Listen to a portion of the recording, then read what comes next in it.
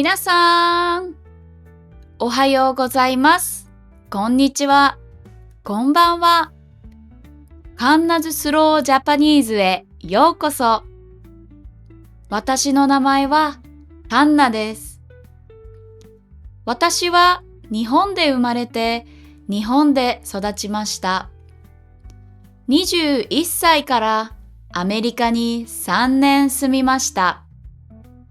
今はカナダで日本語を教えています。このチャンネルでは日本を中からも外からも見て感じたことをゆっくり優しい日本語で話しています。それでは今日のテーマです。今日は飲み会についてお話しします。皆さんは飲み会という言葉を知っていますか？日本では仕事の後に同僚や上司と一緒にお酒を飲みに行く文化があるんですよね。同僚というのは同じ会社で働いている人のことです。上司というのは自分より上の立場の人のことです。会社のボスやマネージャーのことですね。こうやって会社の人たちと一緒に飲みに行くことを日本では飲み会と言います。私も日本で働いていたときはよく飲み会に行っていました。特に金曜日が多かったんですよね。毎週金曜日、花金と言ってみんなで飲みに行っていました。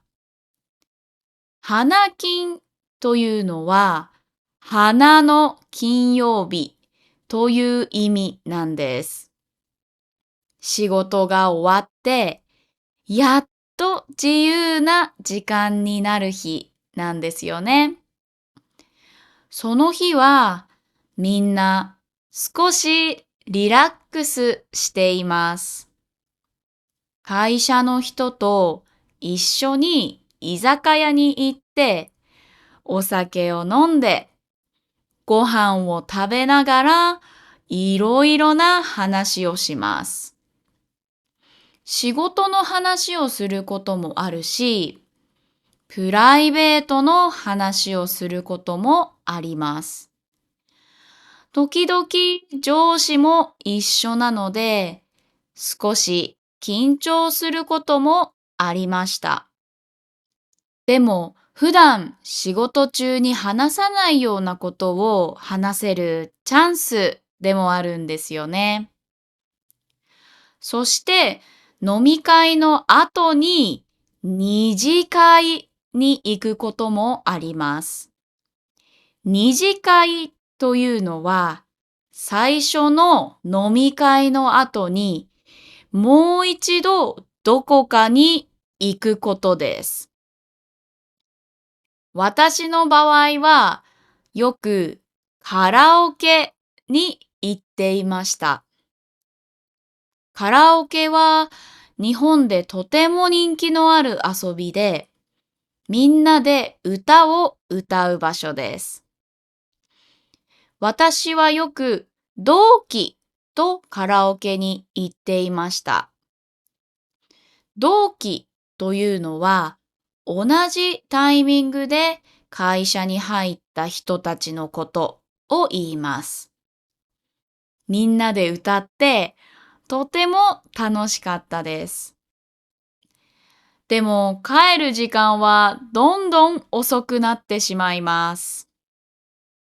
では、ここから飲み会のメリットとデメリットについて話してみます。まずはメリットです。人との距離が近くなります。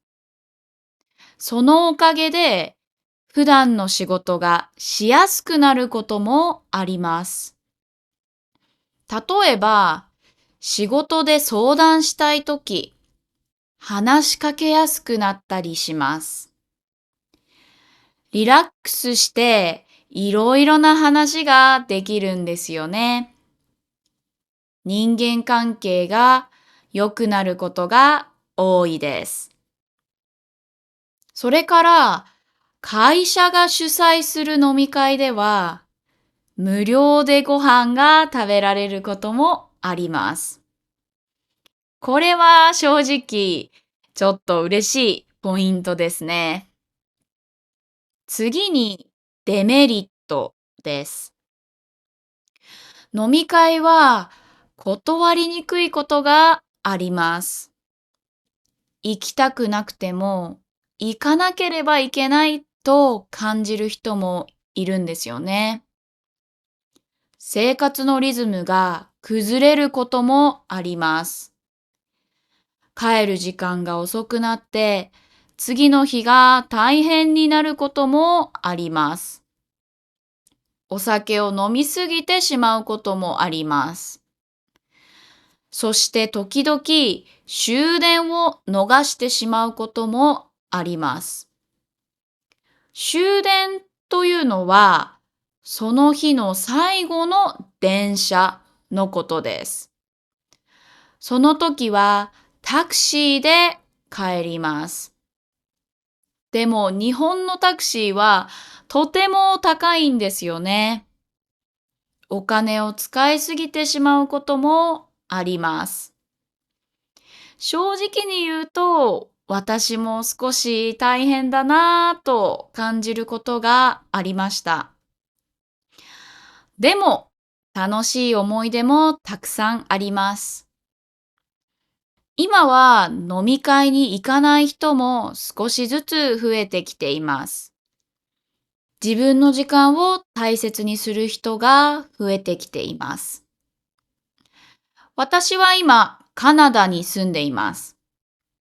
アメリカやカナダで働いたこともありますが、日本ほど飲み会の文化は強くないなぁと感じています。仕事の後、自分の時間を大切にする人が多いなと思いました。この違いはとても面白いなと思います。私にとって飲み会は楽しいけど少し大変な文化でした。皆さんはどう思いますか？皆さんの国にもこういう文化はありますか？今日も聞いてくれてありがとうございます。またねー。